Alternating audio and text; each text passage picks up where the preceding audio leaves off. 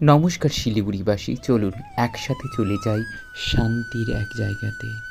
চাম্পাশাড়ি ফরেস্টের অভ্যন্তরে রয়েছে একটি সুন্দর ছোট্ট গ্রাম, তারই বাড়ি। এইখানে অবস্থিত রয়েছে ইওয়াম মনাস্ট্রি। আমাদের হিন্দু ধর্মের যেমন 4টি প্রধান মঠ রয়েছে, সেরকমই বৌদ্ধিস্ট ধর্মের যারা বিশ্বাসী তাদের কাছে মহানন্দার তীরে অবস্থিত এই মঠটি খুবই গুরুত্বপূর্ণ। মঠটি প্রাচীন তিব্বতীয় বৌদ্ধ স্থাপত্য শৈলীকে চিত্রিত করে। শহর শিলিগুড়ির জনপদ থেকে 14 কিলোমিটার দূরেই কিন্তু এই সুন্দর মনাস্ট্রি উপস্থিত রয়েছে।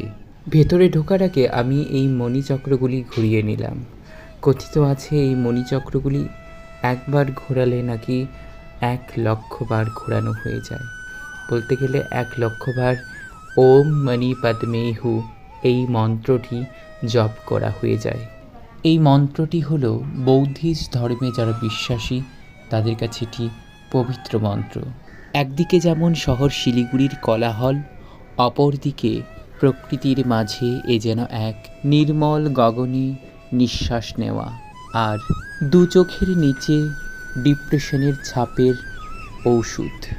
কোনো পবিত্র জায়গায় আসলে মনের সমস্ত ক্লান্তি, ডিপ্রেশন সব কিছু যেন কোথাও উধাও হয়ে যায়, আর তখন শুধুমাত্র শান্তি আর শান্তি।